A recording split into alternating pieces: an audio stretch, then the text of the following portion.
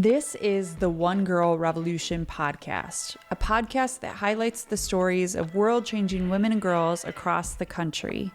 We hope that these stories inspire you, but even more so, we hope that these stories help you to see your own value, your purpose, and your power to change the world through your life. Every woman and girl is a One Girl Revolution. This week on the One Girl Revolution podcast, we are thrilled to welcome sisters Amanda Kozlowski, founder of Ring True Co., and Shannon Sloan, founder of the Freebird Initiative. These two women are on a mission to empower survivors of human trafficking through the beautiful symbolic art of jewelry making. Through their business, Ring True Co., they create stunning rings, bracelets, and other items that not only tell a story, but also provide meaningful employment opportunities to survivors, giving them a chance to reclaim their lives and their futures. In addition to their jewelry company, Amanda and Shannon also run the Freebird Initiative, a nonprofit organization focused on providing survivors with the support, tools, and resources they need to heal and thrive.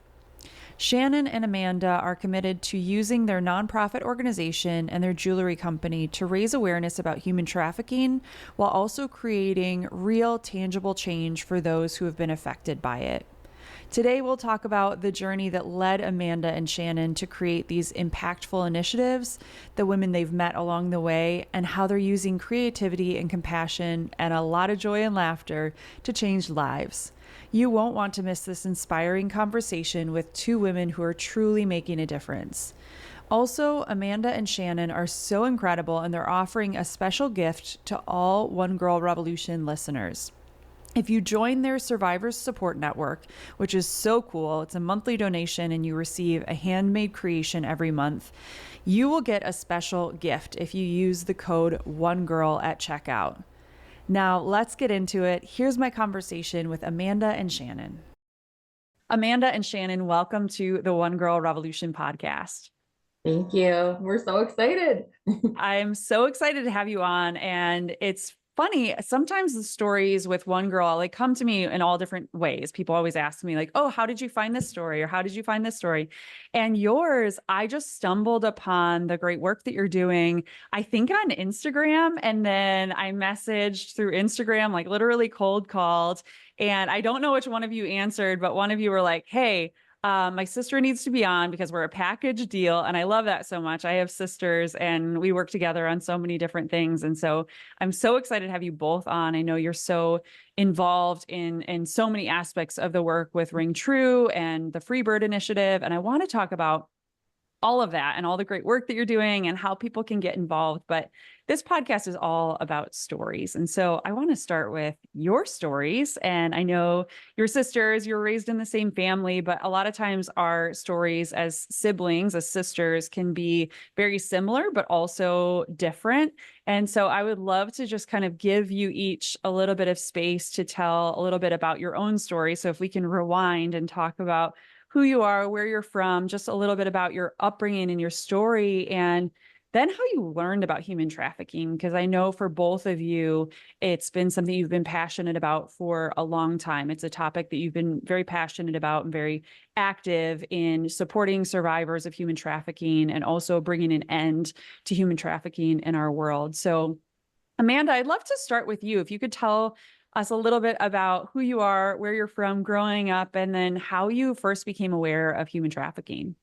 Sure, I would love to do that. So Shannon and I, our parents were divorced when we were younger. So, and then they both got remarried and they lived close by to each other. So we were kind of bounced around back and forth between houses, and we shared a room. And so pretty much we have just done a lot of things together. And I mean, she's clearly obsessed with me. So everywhere I go, she goes. Everything I do, she ends up doing. And Indeed, I do. This is true. Facts. It's just, and I'm older than her. Yes, but she still wants to be me when she grows up. That is true.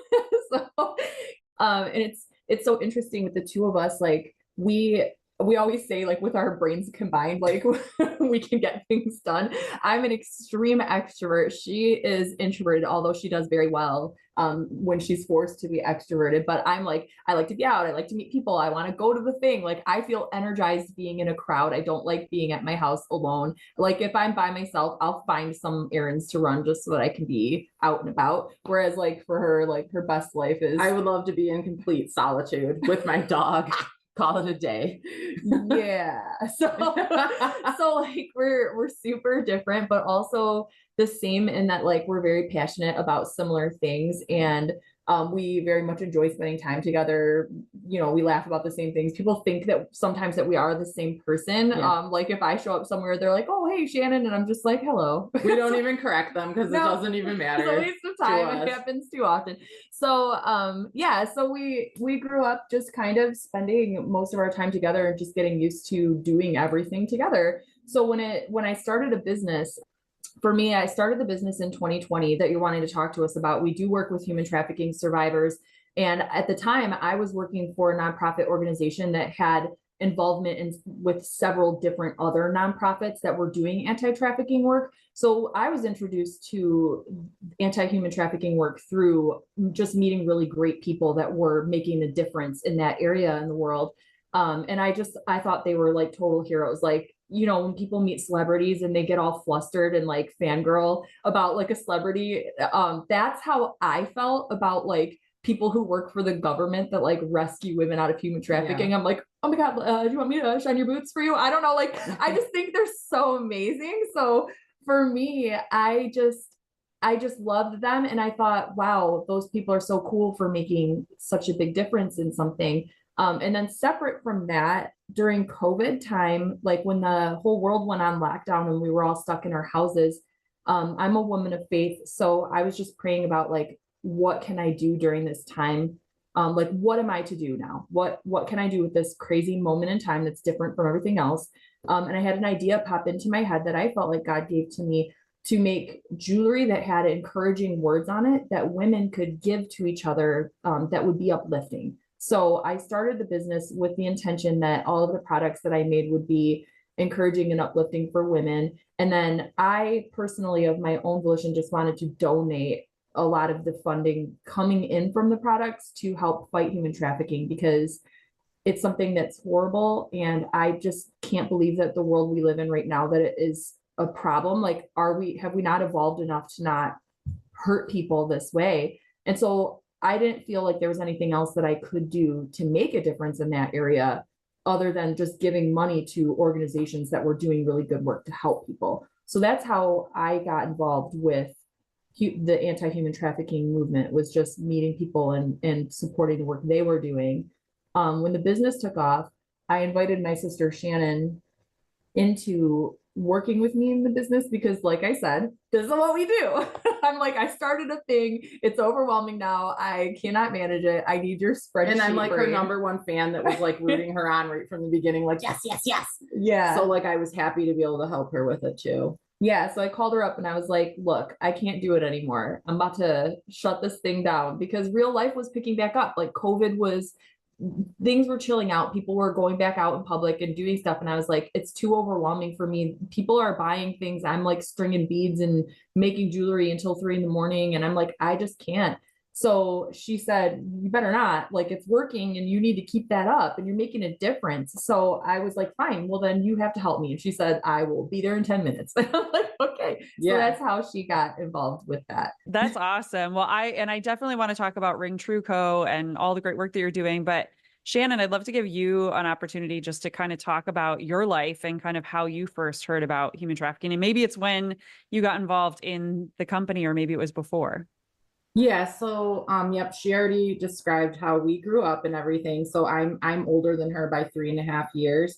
So it was a little bit rough when we were growing up, going back and forth, like she said, between the parents. And so I had a hard time because it was like basically like we were living two different kind of lifestyles. And so I ended up making like some, I would call them normal choices that teenagers make sometimes, but not the greatest choices. Like I kind of picked some not so great friend groups and like got into some not so great things and made some bad decisions. Not horrible decisions, like I wasn't locked up in jail anywhere or anything crazy, but just like maybe not the best choices to be making. And so along the way, like those choices have consequences. So I when I was like 31 years old, I ended up getting married. And so let's just say I don't think I picked the best like marriage situation.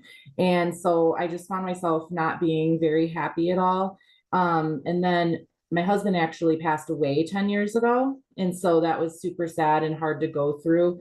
And I truly, after that, like I would say for the last 8 years, was like majorly depressed from it, but I was somebody who could exist. Like people wouldn't really know. I mean, like I didn't really want to leave my house or go anywhere. So that's kind of a sign. But like if I did, I wouldn't like be like a Debbie Downer the whole time. I would be able to just fake it till you make it and, exist because I'm normally a positive, like happy person. But like secretly, I just felt like I kind of wasted my life. Like I felt like I didn't really have a purpose. Like my two sisters were, well, I have three sisters, but two of them were married and had kids. They both have three kids each now. So I'm just watching them have these like beautiful families and having these beautiful kids. And it was like, I'm the oldest sister. What have I done? I picked the wrong person.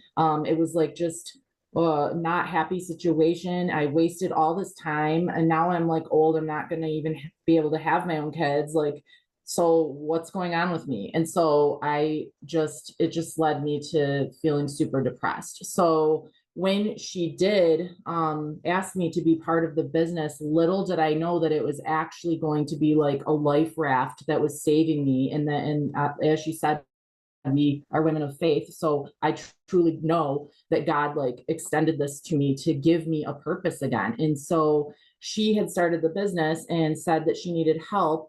I had already gone on a couple missions trips working with trafficking survivors. So this was something near and dear to my heart, seeing them on the other side after they've been rescued and having hope and like going forward in their future. So I told her like, hey, like we decided together we wanted to hire people that it would be an impact on their life. So we were thinking about who that would be. And I said, how about like trafficking survivors? Like that's, that how could it be more impactful for somebody like that? They've been through horrible things. And so that's kind of how it got started. And so we traveled to our first employee. We traveled to Nepal actually with our church. And it's a group of cosmetologists that went and they help girls that got rescued from human trafficking they pick like an occupation after they're rescued. So a lot of them cannot go home because it was unfortunately like their own family members that trafficked them. So they have this organization called Our Daughters International. It's a huge safe house in a training center where they can live. And until they're ready to be out in the world by themselves, the organization takes care of them. So they let them choose an occupation. And one of them is like cosmetology or like being a seamstress or a chef, stuff like that. So we talked with the organization because I had already gone with the cosmetologists previously and asked them if they'd be interested in us teaching one of the girls like to make our jewelry and that could be her full-time job. And then they said yes. So it was really awesome. We got to travel together there, work with this beautiful young woman and teach her. And then, so after that, that was so amazing. That was like in 2022. We came home and then we decided like we loved doing that, but also we're from Michigan and we love the United States. We love Michigan and we know that trafficking is a huge problem here too. So Amanda had been working with some organizations like she said, and so I'll let her tell that part of the story. I'm so grateful, Shannon, for you sharing that part of your story too, because I think a lot of times we can all experience that. Like there's a loneliness epidemic in our world. And we can also have we can be frustrated by the fact that like our life hasn't turned out the way that we thought it would, right? When you're a little kid, you're like, oh, my life is going to be this. I'm going to get married at this age and then I'm going to have kids and whatever.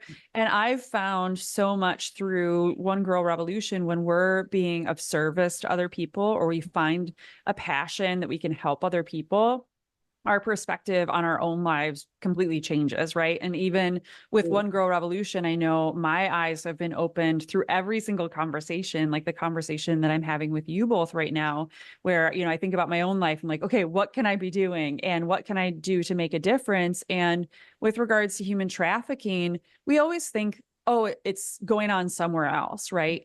And the reality is it's going on in our own communities. I know, even being from Michigan, there is so much we could talk about, you know, being close to the Canadian border and then being close to multiple states. You know, I've read so many different stories and know all the research about how human trafficking is so prevalent here, but we don't often talk about it. And even in my own hometown, there was a big bust at a McDonald's. I'm from Brighton, which nobody would think, oh, anything happens there. But there was a trafficking ring going on at the McDonald's there a couple of years ago that they cracked down on. And so it's so important for us to open up our eyes and say, no matter where we live, this unfortunately is happening, and what can we do to make a difference? And I think you both are such examples, and you're giving us so many, and I know we're going to talk about it, how people can get involved and how they can support your work, but we can all do something. And sometimes it's the little thing, right? Like I always talk about on this podcast, the free and easy way to support any initiative is just to follow on social media and share it, because you never know who's going to see something. But yeah, Amanda, let's jump right back into it. Tell me about kind of the work that you've started doing in Michigan and getting survivors here involved. Yeah, I'd love to. So through the nonprofit that I was originally working for, they wanted to get together all of the different like directors and heads of different programs and different government people who were doing anti-trafficking work. They wanted to kind of network all of those people together to pray for how, like, for the fight against human trafficking. So they asked me if I would put together like a prayer group for this group of amazing people. And when I tell you that I'm like fangirling and like, oh my God, this is so amazing. Like, that's when I met all of these really incredible people. And I had not yet started the business. That was like 2 years before I ever started this business. Just had the opportunity to lead that group of people in a time of just meeting each other, supporting the work that each other is doing, and then praying together for the work that's being done, because it's very heavy work. It's hard. And when you are in the middle of it, sometimes it can feel like you're the only one fighting the good fight. And then it just still feels like evil is winning, you know? But when you get all of those kinds of people together in a room and they are all telling stories of wins or victories that have happened, it can feel very uplifting. So that's how I met that group of people. And that was how I chose which groups I was going to be donating to from the profits of the business. So when Shannon came and joined me together with the work that we were doing, she said, why not instead of just donating to them, why not work alongside these ladies? What if we could provide jobs for them that would be life-changing, like you said? And it was like a total like, whoa, that would be the most amazing. But like, will they even let us in? Because I know how safe homes work, because I was friends with the people running them, and they are very extremely careful about who comes in the doors there, because the women who are rescued out of trafficking are extremely traumatized. So you can't just have people in and out all the time, because that is now what is their safe place, their sanctuary. They need to feel like, you know, like that's on lockdown. Like you can't just have people coming in and out. So I was like, that would be cool. I don't know if they're going to let us do it.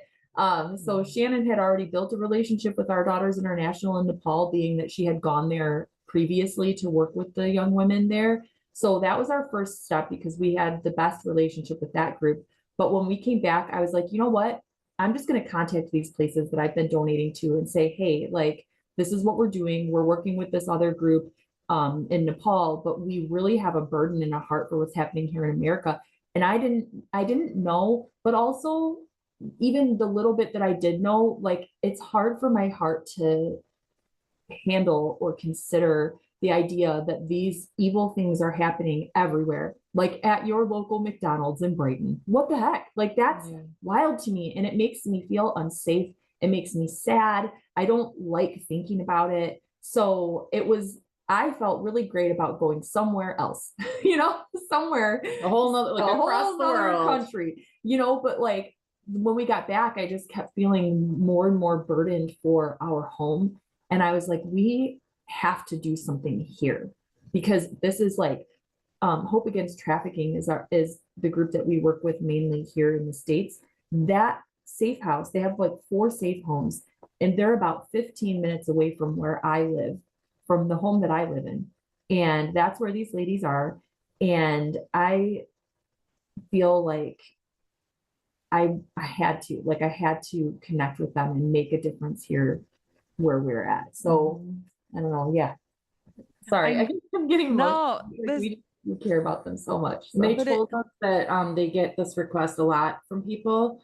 A lot of people want to like come in and work with them, and they said that they told them all no until they told us yes. And they said it's because they could tell something about us and that our hearts were in the right place. And we were like mind blown, like, okay, so thank you. Yeah, we're honored. We still don't know why. We're crazy. So they let us in there. But no, I think it's just the genuine care for them. And I think most people would have genuine care for these ladies, but I don't know what it was about this, but we're super grateful that they said yes to that. And yeah.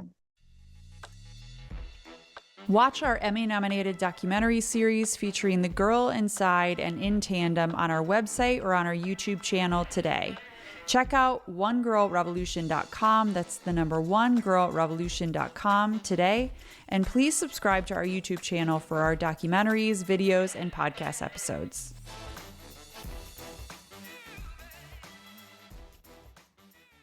I was going to kind of transition into Ring True Co. I know that it started as, kind of a jewelry company that had like positive messages, but now you're doing all this great work and working along survivors. Can you talk about the work that you're doing now and like all the different products and things that you're selling?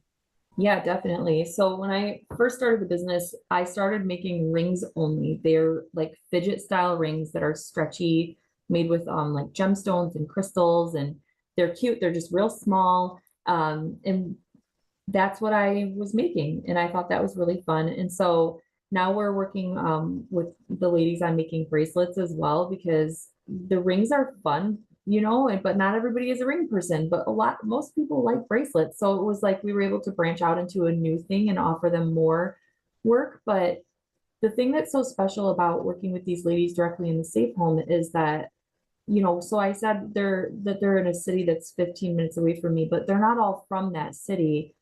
They are relocated here from all over the United States. So the safe homes that we work with here for Hope Against Trafficking, they are open to any women in the United States that need to have a safe place to be, whether they're still in hiding from their trafficker, or if this just happened to be the program that was the best fit for them. They are brought here from all over the place. So we worked with ladies from Texas, from Florida, yes, some of them from Michigan, where we are from, but we just know that they're coming from everywhere. And when they get here, they've gone through so much in their lives, and they're all different. Like they have different medical needs, different like trauma therapy needs for like their minds and their hearts to be whole again. But I would say pretty uniform across the board, at least for the first year while they're in the program. They aren't able to necessarily go out and get a job somewhere else. Like, can't just run up to the local, McDonald's or Family Dollar Tree store and get a 9-to-5 kind of job, because for a lot of reasons, whether they're still hiding or they can't handle being in a crowd because it's just too much for them while they're in recovery, so they come with nothing. Like they come to the safe home with the shirt on their back and maybe a few belongings, but that's it, so after everything they've gone through, to not be able to then turn around and support themselves, they've been forced to earn income for other people for so long, and then they come to the safe home with nothing, and then to be able to, they have to stay in the safe home, can't go out anywhere. Working with us directly in the safe home, like we bring all of our supplies to them. We sit at the kitchen table with the ladies right in the safe home. We show them how to make all of our jewelry. We bring them all the beads, all the string, all of the tools. little kits, for them to do that. It's something that they can do that's a dignified work opportunity just right within the safe home where they can make as much or as little as they want. And we always say that we don't want them to feel pressured. We don't have quotas for them. We don't say I need 50 of this by tomorrow. It's very much like hey, this is how you do it. Pick a bracelet that you really like and you decide how much of that you want to make. And then they're able to do that and they'll make as much or as little as they want. And then they are able to start saving money and in the staff at the safe home will teach them how to manage their finances. They'll open them a bank account, and they'll save. One of the ladies that we were working with just saved up. She left the safe home and she wanted to move back home and go to college. So she made 400 bracelets, plopped them on the table and was like, can I get my paycheck early? I'm leaving for school next week. And we were like, oh my gosh, yes. Like, we're sad to see her go because she was low-key Awesome. like one of our best bracelet makers. We'll miss you. We'll miss you. But we're proud of her, and that's the whole point. So that's the whole point of what we're doing is we want her to feel empowered. We want her to feel good about herself. We want her to look at what she can make and know that people think it's beautiful, that people all over the United States want to buy it. We have our products in over 80 boutiques across the United States that carry our line, knowing that survivors are hand making each piece. And it's beautiful for the ladies to know, like, hey, these people love what you can do. You're not broken. You are wonderful and you have something that you can offer. You must both feel like proud mamas, like when you see people transition out of your program. And I know it's difficult. A lot of the things that you're dealing with and the stories you're hearing can be so difficult from, hearing from these women, but then to see them flourish and just, I think about like the therapy of making some of this jewelry too must be so freeing for these women and just being able to be creative. I find so much freedom in creativity. And so it must be really cool for both of you to see that come out of these women. Yeah. They have ideas sometimes too, stuff we didn't even think of, like that we'll just go with it. And it makes them feel so like special because it's like we get super, super excited about the ideas they have. And that is really fun to see that. And just how proud they are of like how many they made when we come pick them up. I'm actually going there later today to like pick up stuff that they made and drop off more stuff. And they're like, we want more work. They get really excited. So it's just awesome. That's awesome. Well, talk to me about the Freebird initiative. I know that's another aspect of the work that you're doing. How did that come to be? And tell me about the work of the Freebird initiative. Yeah, so Freebird initiative, first of all, if you look at our bracelets, most of them have little bird charms on them. And that is in honor of the Freebird initiative, which is the nonprofit branch of our business. So since since people started learning about what we're doing, we had a lot of people that wanted to support us and don't necessarily like need to buy jewelry or they whatever. So we were like, okay, but we can't take your donation because we're a business. So after hearing this for a while, we decided, well, what if we could also have a nonprofit that helped survivors as well? So the business is providing jobs for them, but the nonprofit, like she said, they're all unique and individual, and we hear all of their different like stories.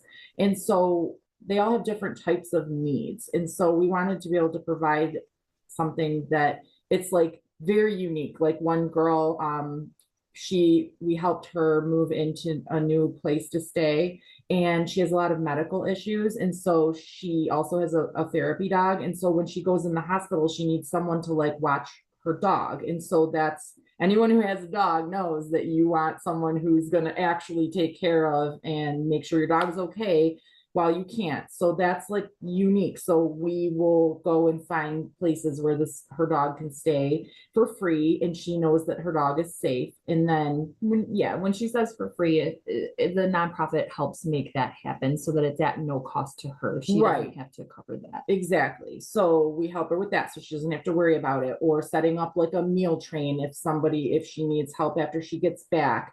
Another girl, she moved into a new place that we helped her find, and we installed an alarm system. Freebird initiative installed an alarm system so that she would feel safe, and we pay for it as well every month. So she didn't have to worry about that at all. Stuff like that. So it's like other needs besides just having a job, but super unique. Like we'll learn more as they come, because we have no idea what to expect most of the time. So Yeah. we just kind of go with it. We just listen to them and then help them in whatever way we can. So Yeah. And these are also the ladies that we're working with aren't necessarily survivors that are in safe homes. So for our business, we are partnered directly with safe homes that are housing women. We do work with a few women that are outside of safe homes, whether or not they don't qualify for the program, or if they don't feel comfortable or want to be part of an actual survivor program, but they are out there making it on their own. Our nonprofit can work with those ladies directly and help provide for some of their needs. As opposed to with our business, which is our mission for the business is dignified work opportunities for survivors of human trafficking, something that they can do with their own hands, that they can make and create and have a job and be paid for it. Where it flips the script on a handout. We're not giving you money because we feel bad for you. We're paying you for a job well done because you're good at this and we believe in you. That's our business.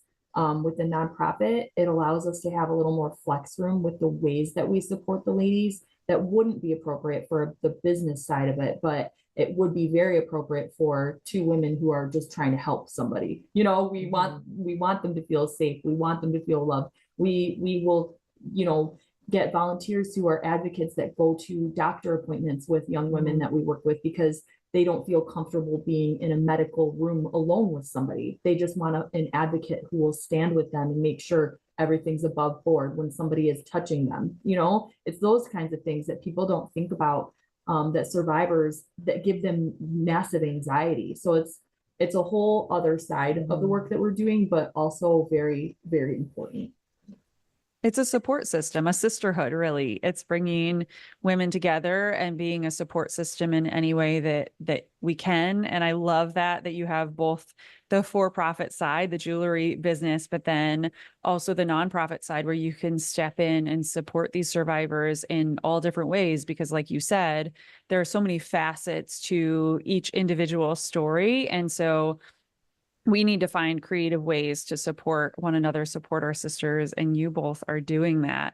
So I want to ask you, I know each of you have shared a few stories kind of throughout this conversation about your work and how your work has helped other people or supported survivors, but I would love to hear a story from each of you, maybe a story that kind of blew you away or opened your eyes to something, or just really helped you to see the power of the work that you're doing. I know there are some really difficult days, and I know there are moments too, like you shared right after you started and the business was thriving and you were like, I can't do this. It's so stressful. I'm up till 3 a.m.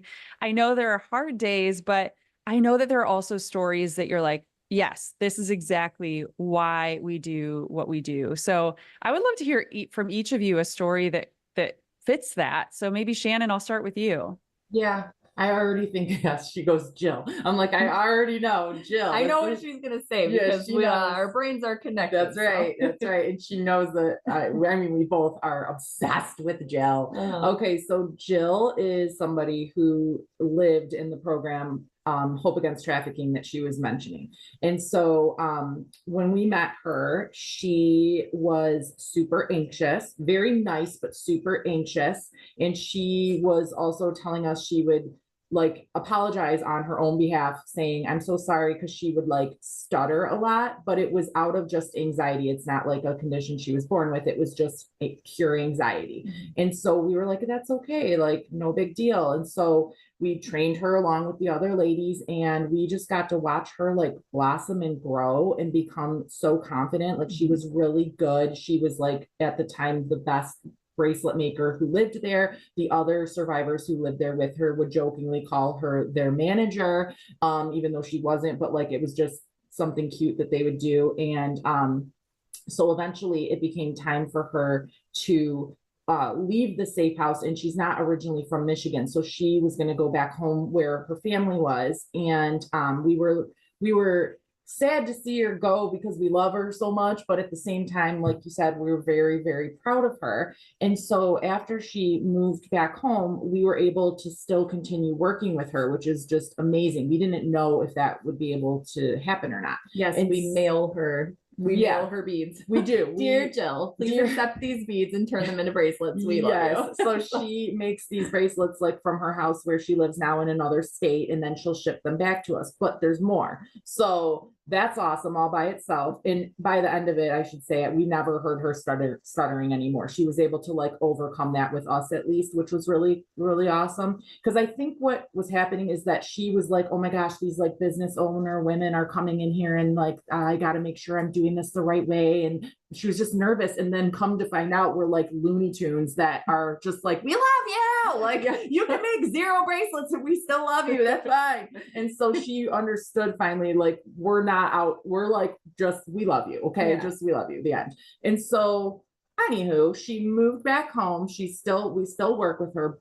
She also just got a new job where she asked us if she could put us as references, which she was starting off as a dishwasher at a restaurant. And we were like, Jill, absolutely. We will tell them you are the best darn dishwasher we ever met in our life. Okay. Yes, girl. And so she started working there. And I guess this restaurant is attached to like a little boutique, kind of like a Cracker Barrel type situation, but like a way cooler one that's really popular. And so she did so good that the owners of this restaurant gave her what? Nothing. Low-key, don't diss Cracker Barrel. No, Cracker Barrel. Okay, I heart Cracker Barrel. Okay, no offense to Cracker Barrel. Dear Cracker Barrel, please carry our products in your stores. Little plug. Cracker Barrel. Hashtag I'm sorry, Cracker Barrel. Anyways, so she was brave enough to, first of all, the owners noticed she was doing a good job and like promoted her to something else, like I think kitchen, like in the kitchen cooking. And so also she told them that she's a survivor. They did not know this. She was brave enough to tell them she's a survivor. And so she told them about the work she does with us and the bracelets that she makes and showed them. And they decided to start selling them at the restaurant store. Yes. So we're like, Jill. And so she's making all these bracelets. They are like buying our products now. They're like putting it on their social media. They love it. It's amazing. So we've just watched her from how we met her, totally anxious and scared, go into this total boss babe that keeps getting promoted and then also spreading awareness about trafficking. We are proud of Jill. We love her.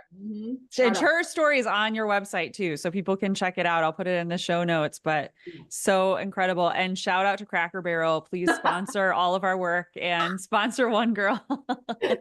Sponsor this podcast. We love you so much. We love you, Cracker Barrel. Amanda, what about you? I think honestly, it's a lot of little moments for me. I can't say that I mean, there's so many stories. I think something that I really love is when we're just working with the ladies, doing what we're doing, and then like we're all laughing together, telling stories, just hanging out woman to woman. Like I remember one time we were headed to the safe house and we got a text message from the directors of the program there, and they said, we've got a new young woman. She's a recent intake. She just got here this week. She's been very hostile, like she doesn't really like anybody. She agreed to come and sit with you guys. She said she doesn't want to make anything. So please don't be offended if she's rude to you. We're used to that. We're used to that because we know that trauma and responses to trauma take many different forms. So when we go there, we really never know what to expect. Yeah, really There's so many times where it's funny and we're just like, okay, it's fine. You're good. You're good. I'm good. We're good. So for this time, I was just like, okay, I was expecting for it to be a situation, and it was just like, well, that's good. This one time, this one girl, we were making rings and we were having them attach them to the cards. And I know what you're gonna say. Shannon was counting a pile of one of the rings that one of the girls was working on, and this girl like swatted her hand and yelled at her and said, "Don't touch my pile." She was really territorial over her pile. She was I'm mad. like, my bad. Mad that Shannon was touching it. I was dying, but that's not this story. That was another time. But we were used to that those kind of outbursts or whatever. And so we got there, and the young woman was there, and she was being very quiet, but probably within like the first 10 minutes, I think she realized that like meaning my sister and I, we are not therapists. No. We are not trained in any way to like dig into their stuff. Like we do not ask them questions. Like we never ask questions about like, No. what happened to you? What's your story? How did you get here? Like, can you imagine somebody that you just met walking up to you being like, hey, can you tell me the worst thing that's ever happened to you? And like, give me details about that? Like, how horrible is that? They don't owe us anything. And, you know, they're just meeting us for the first time. So we just keep it really chill and like hang out with them like we're hanging out with friends. So I think this girl realized very quickly that we were not going to dig into her stuff and that we were just there for a good time with them. And mind you, we roast each other in front of these girls. So like they think it's funny because we like, we roast each other. Yeah, I'm like, stop trying to be me. Speaking of roasting each other, your phone just started ringing. I know. Before we did this podcast, she looks at me and she goes, "Is your phone on silent?" And I was like, first of all, my phone is always on silent, but yeah, no. So is mine. I'm like, yeah, we're good. Not. No. Liar. Anyway, sisters are my favorite. Just like that, we are constantly roasting each other in front of them, and it makes them laugh and it makes them feel comfortable because we don't treat them like they are broken. We treat them like they are one of our sisters. And so like I'll roast her and then the next second I'll roast one of them. And it's like, oh, okay. You know, like we just like mess around. Like we just say stupid stuff and like they love it. Yes. And it like breaks their walls down because I think they're expecting us to like feel bad for them and treat them like we feel bad for them. But the whole reason why we say dignified work opportunity is because we purposefully do the exact opposite. We come in, we sit with them, we treat them like how I would treat you, how I would treat my sister, just like a friend, right? So this one young woman, she was completely fine with us. She started making bracelets. She's telling us like the most hilarious stories that we've ever heard from her childhood, where we're like, us and all the rest of the ladies are like rolling. We're like literal tears are coming down my face because of how funny these stories of this girl is telling us about like just antics that she used to get up to when she was a kid. And we're just like, what are you saying? And so the staff of the safe house, like, they were shocked because this was a completely different person from who they had seen. And it's not because any of the staff were doing anything wrong. It's their part of the programming is really the heavy lifting. Like they are the ones who are making sure that the medical needs of these ladies are being met. They are the ones who are doing the intake process. Where did you come from? What do you need from us? So anytime somebody wants to be well or have their souls healed, it is hard work. It is heavy work. And the staff at the safe home is responsible for making sure that these ladies' well-being and needs are met. So they weren't doing anything wrong. They're doing their job. Our job is just very different from that, where we don't do any of that. We just get to have fun. We are the fun ants that come in, sit around, tell stories, make bracelets. And what that is it provides an 2-hour brain break for them. They get a space where they just get to laugh and be women, and set aside the hard work of emotional healing and let laughter heal their souls for a little bit. And that, I think, is something that keeps me going, knowing that we get to provide that kind of peaceful or funny brain break for them is everything. It's everything to us. Laughter and joy are such medicine for the soul, and thinking about all of us, you know, we all have these moments in life or difficult things that we go through, and just finding a community, a support system, amazing aunties like you. I love that so much. Just being able to laugh with them and just find these moments of joy while you're doing something creative. It just must be so therapeutic for everyone and for you both as well. If you're enjoying this episode of the One Girl Revolution podcast, please subscribe today on Apple Podcasts, Spotify, YouTube, or wherever you listen to podcasts. We have a new inspiring episode coming out every single week, and you don't want to miss a single one. Subscribe to the One Girl Revolution podcast today. I want to ask you, where do you go from here? Where does Ring True Co. and the Freebird Initiative and all the great work, where do you go from here? And in your dream of dream worlds, this podcast is all about dreaming. So where do you hope that you go from here? We want to be a brand that's like I would say like a Pura Vida where you see it everywhere, you know, like you can go into a gas station and see their little woven bracelets, and those are great because I know they're helping women that are in another country. I think it's Costa Rica, ladies from Costa Rica are making that. I would love to grow our brand to be in a place where we are a brand that's known for helping survivors, and the more places that we are in, the more people that are buying online, that's more ladies that we can employ. We could branch out into multiple safe homes. You know, there are safe homes all across the United States. I'd love for the work that we do to be able to be in every safe home, where the kinds of time that we're spending with the ladies here in our home, that there would be that kind of time for ladies all over the place, and that sort of opportunity for ladies all over the place. So that's the dream. That's the big dream, is that we would be able to do that. We'd love to have a boutique also, where we could have like a brick and mortar store where people could shop items that are all handmade by survivors. So like the young women in Nepal that we work with, they have a whole group of those ladies who make clothing, like cool, like they can make t-shirts, like sew it from like taking a piece of fabric and turning it into a legit, really nice t-shirt, like that kind of stuff. We'd love to have a boutique where we're able to employ young women to make all of everything that we sell in the boutique. So that's another big dream of ours. But yeah, we want to be able to expand and help as many ladies as possible. Well, I want to know how people can get involved. So people that are listening, what can we do to support your work? Tell us all the different ways, and what can we do to get involved? Yeah, we do have social media, which I'm sure you'll put in the notes for the podcast for us. We'd love to have people follow us on that because we're always trying to make new friends there and, you know, hop up into that algorithm. So find us on there. We'd love that, and comment on all our stuff because that's how, you know, they know that people like us. And so we want to like you. We want you to like us.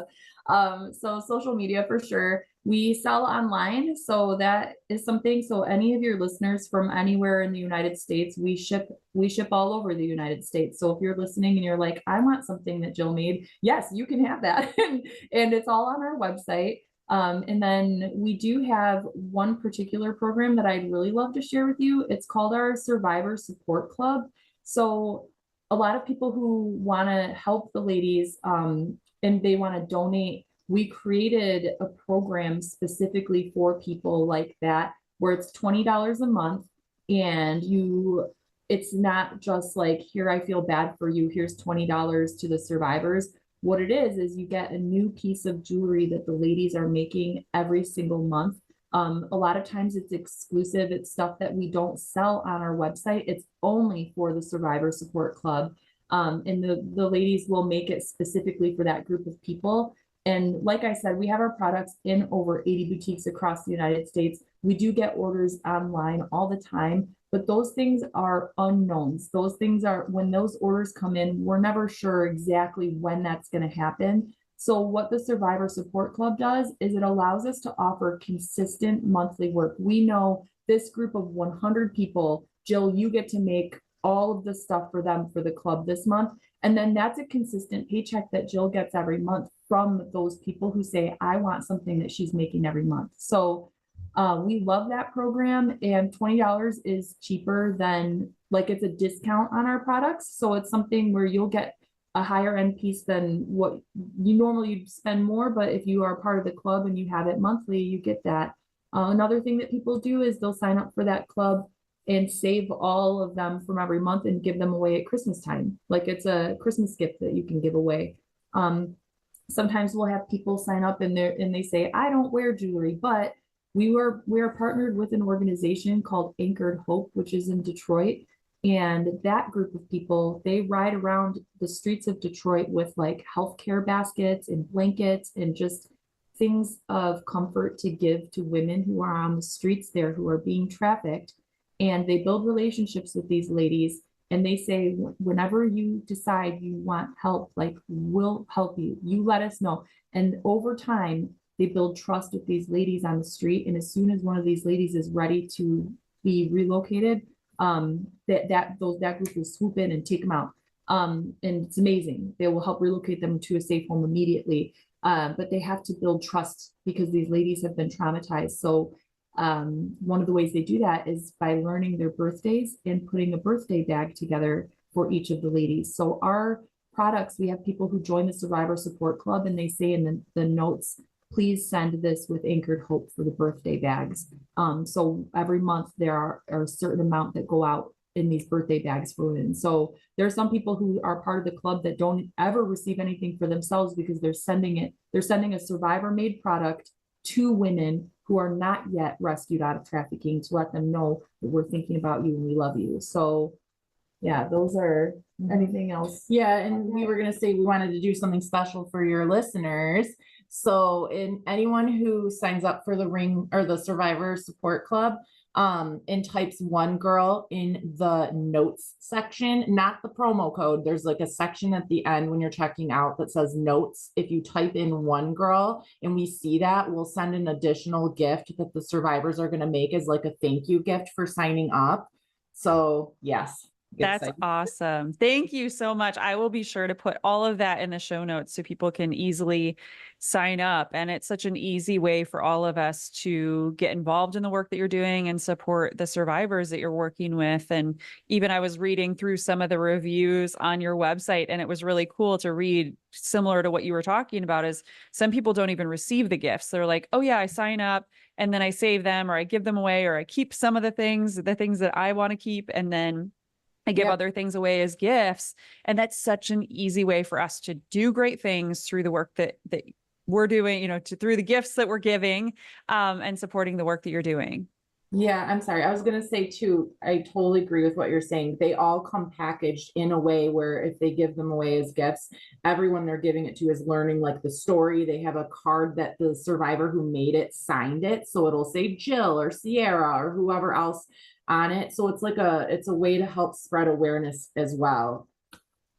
That's awesome. Well, I will be sure to put all of that in the show notes so people can easily get in touch with you, all of your social media links so people can easily follow. I always say that the free and easy way for all of us to support great things that are going on and spread awareness is to follow on social media and just share about the work that you're doing. Before I let you go, I have a couple of last questions for you, but one is, you're both such beacons of light, and I love that I got to have you on the podcast and love hearing about the great work that you're doing. But I'd love to know if you could get to the very root of why you each do what you do every single day. I know some days are fun and full of laughter and joy, but then there are also really difficult moments where you're working around the clock or you're hearing these heartbreaking stories from the women that you're working with. But what is the driving force? If you could get to the very root of why you do what you do every single day, what would you say that root is? And I'll start with you, Shannon. Okay. Yeah. So like I was saying before, how I was feeling like depressed and all of that, this gives me life. So I feel more alive than ever. I feel like I completely have a purpose because it's like me doing something outside of myself. It caused me to want to get up and leave the house. And because there's people that have gone through much worse than I have, that if we can even be a small part of their healing or like spending time with them, anything like that, that's just everything to me. So that's why I do this. Like we both agree we would not be doing this if it was just a regular jewelry company. We don't care. It's like too much work. We care about the survivors and making a difference in their life and providing hope for them. And like we already said, we have other sisters, so we're like sisters to them. We want them to feel like they have a network and people who care about them and have dignity and purpose as well. So that personally for me is why I do this every day. I think for me, I have a very strong like justice part of my soul, and it comes out in a lot of different ways, but I cannot live in a world where human trafficking is a thing and like I have to do something about it. So I think for any of your listeners, like if there's something that's like burning inside of you and you're looking at the world and you're thinking to yourself, how is that happening? Why isn't anybody doing anything about it? You can be the one that does something about it. You can be the one that does that. And at the end of the day, I don't want to look back at my life and think that I only lived for money or success or fame or whatever, or just like for my family, like inward focus, where it's just like all about me and, do we have a vacation home here or whatever? Like, newsflash, I don't. I have none of that. But like, it's like, I want to know that I left a mark and that something that I lived for made a difference in the world, that I moved the ball forward somewhere. That makes me feel like when I wake up that like it was all worth it. Because there are so many days that are very difficult. Like running a business is a lot of hard work. I actually, whenever they tell me their stories, I'm like, oh, I wish I didn't know that, because now I'm going to carry it forever. It like sears your soul when you hear some of the things that these ladies have gone through. There's a piece of your soul that will break when you hear them. But to know that that's somebody's life, like I'm sad just hearing it, to know that that happened to you. Like, I want to know that something I did helped with that, and looking at my own family, I would want, if my own kids were in a situation and this was their life, I would want to know that there was good people that were going to help them, even if I wasn't around to do it. So I want to be one of those good people that's helping. And I'm old enough now to know that making a difference and helping people is the number one thing that's going to bring joy to your life. And for me, that comes from a life lived in faith. I know that my faith background and my belief in Jesus is what that fuels me. But like, I think when anybody is giving back to the world and living in a way that helps other people, like there's a part of you that comes alive from that, and it is the best. That's why we do what we do. Agree. We can all do something. I think both of you and the work that you're doing is an example to all of us. We don't necessarily have to start a business or a nonprofit organization, but even just in the gifts that we're giving, we can make a difference, make an impact on our world.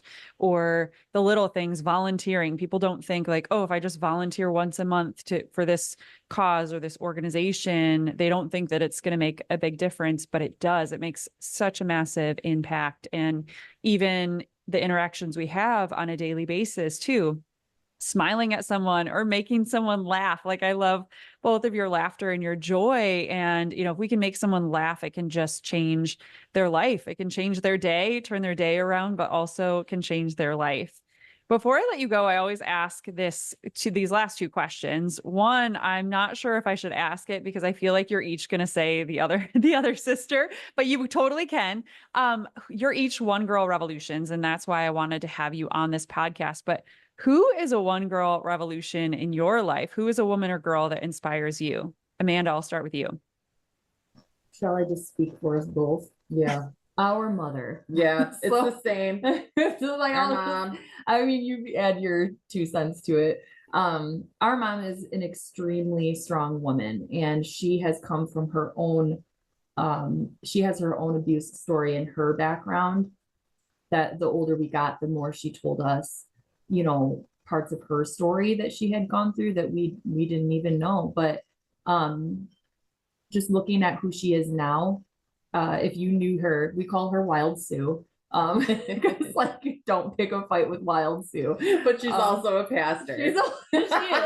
So she will cut you, but you know what though? Oh my God. She will pray for you. I love you so much. No, like when we say that, like We're joking. but we're not.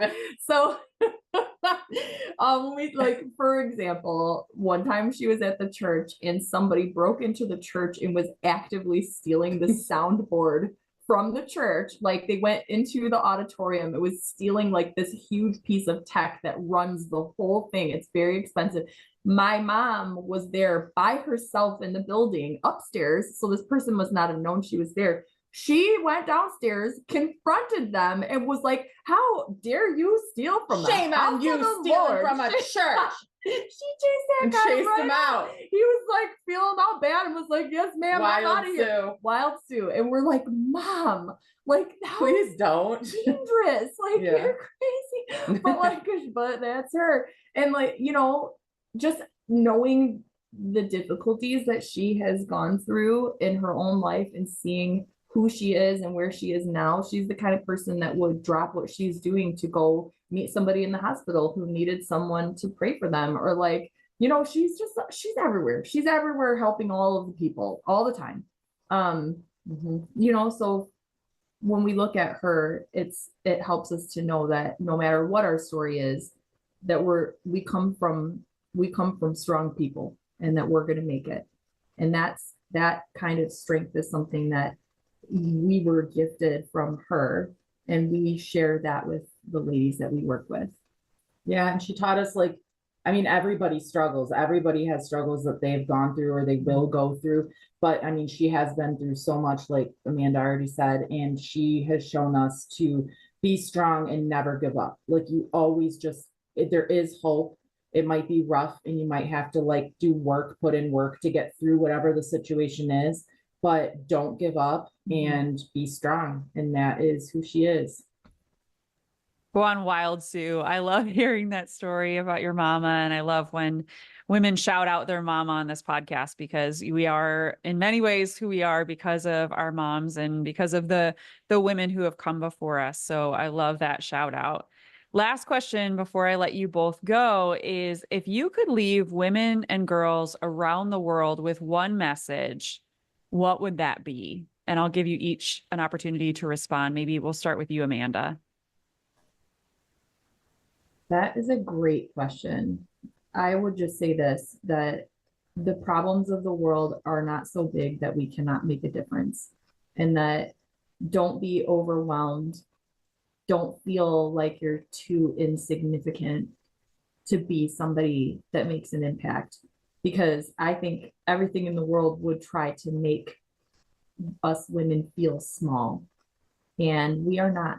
We are strong, and in whatever way you do it, in whatever form that it takes, you know, if you're in middle school or high school, if there's somebody around you who's being bullied, or just somebody who's lonely, like, you can be the strong one that goes up to that person and like shares love with them. Like, are you okay? Like, is everything all right? Or if you're actively standing up for them in a group setting, be that person, take the heat, because sometimes you just need to lend your strength to somebody else. And that's something we can all do.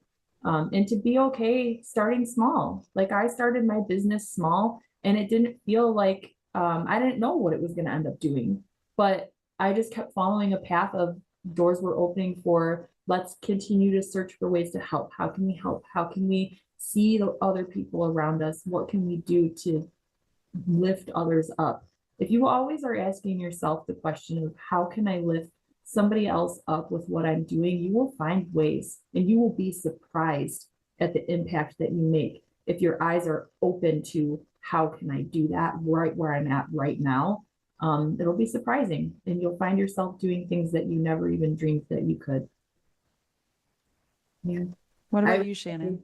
I would say I agree with everything she just said, for sure. And then also, if you're ever feeling like depressed or lonely, try your best not to like isolate yourself, because there are so many other people that have gone through what you feel and what you're going through, that can help you and help direct you how to get help and get better. And then also just to know that, I mean, like she said, and we keep saying it, we are women of faith, and I truly believe that God has a plan for everybody's life.